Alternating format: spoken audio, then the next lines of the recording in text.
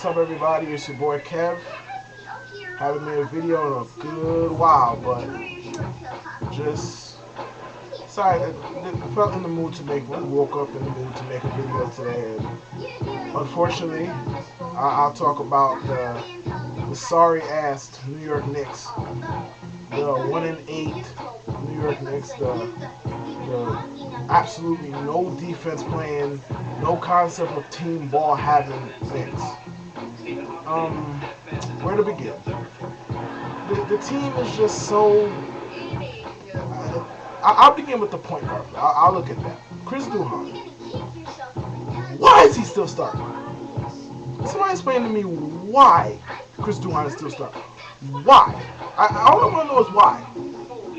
Look, I understand Tony Douglas is a raw rookie, but and I understand I can't stand Larry Hughes. I can't stand Larry Hughes. I completely forgot he was on the team. Coming into preseason, I completely forgot he was on the team. When I tuned in to watch the Knicks preseason, I saw it, I almost cried. I can't stand Larry Hughes. And his bricklaying, no concept of a good shot having ass. I can't stand him. But are you telling me that a backcourt of Douglas and Hughes could be worse than what Duhon is providing right now? Or Douglas and Nate when he comes back? Could you really say or tell me that could be worse than what Duhon is providing? No, Duhon is providing absolutely nothing. That last check, I think he's shooting for less than 30% from the field. How is that possible? How are you a professional NBA player shooting less than 30% from the field? It's bad enough to shoot less than 40, but less than 30? Really? He's not a great passer by any means. He doesn't push the pace. Now, don't get me wrong, his teammates don't help in that regard either. And he's not stopping anybody either. So what is that going to put him starting? Seriously, as of right now, all the people who watch this think, is there a worse point guard in the NBA than Chris Duhon? If so, name it. Don't worry, I'll wait. Because there is no worse point guard than Chris Duhon in the league. He's that bad. The dude is awful. He's horrendous. He's terrible. He's horrific. He's brutal. He's brutal to watch. I can't watch this dude passing up open shot after open shot because he can't score. He can't make the shots. He stinks.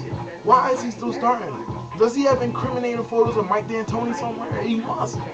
Other than that, why is he starting? It's not like he's a young guy. It's not like he's 24 and you just drafted him and you want him to be part of the future of your team.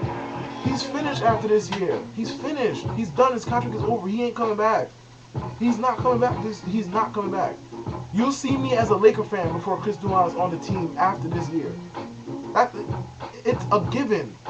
So exactly why is he getting so much burn? Why is he starting? Why is he getting so much playing time? Why? He stinks. The man is terrible. But on to other subjects. I'll talk about Danilo Gallinari quickly. I like what I see from the kid so far. While Gallinari is fairly unathletic, you don't need to be unathletic in the NBA to get up your shot to be a productive player. Just look at Paul Pierce. I'm not going to say Paul Pierce is unathletic, but he's not athletic though, really. When you look at Paul Pierce, he's not athletic. He's a wily veteran. He gets to his spot, he does his thing. He's not gonna outjump you. He's not gonna outrun you. He gets the job done. I'm not comparing Gallinari to Pierce. I'm just saying that's an example of another unathletic kind of player. But that being said, is it just me or are they freezing him out of offense? It really seems that way. When you look at how the team is constructed and the fact that Gallinari is hands down their best shooter. It's not even close. He's their best shooter. And you see games like the other night against the Hawks where I think he played 30 minutes and took 8 shots. You have to wonder what's going on there. I know the team stinks. I know the point guard is horrific, to say the least. But 8 shots? Really? 8 shots? For the best shooter on your team, he only gets 8 shots. How is that possible? I mean, Gallinari is the only reason to even watch the Knicks these days, man. He really is. He's the only reason to watch the Knicks these days. Because it's nice to see a little young player develop. It is. It's nice to see a little young player develop. And he's the key to their future. He's one of the keys to their future. He's a decent little player. He can work on his handle a little bit, but that will come in time. The kid is good. The kid is a nice little player. He's improving. He's improving. I like what I see from Gallo so far. About the rest of the team, I mean, the defense is atrocious. I've never seen so much switching on a pick and roll in my life. You can switch if the matchups favor you. Don't get me wrong. I'm not saying that switching is bad or switching is terrible. But when you have the Charlotte game early in the year where David Lee is basically guarding Raymond Felton the entire game, there's something wrong with that picture, man.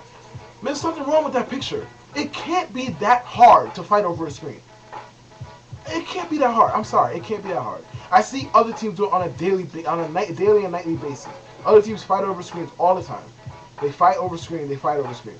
But the Knicks, as soon as anybody poses the threat of setting a screen, they all of a sudden switch. I mean, really?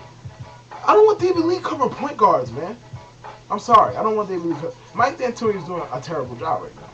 Every day is a different storyline. I understand your team stinks, but every day is a different storyline. How is that going to help?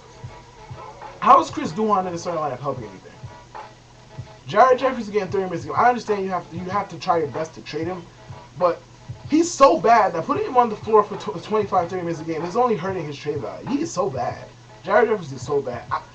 Isaiah Thomas signing that dude to the mid-level exception was one of the worst moves ever. Seriously.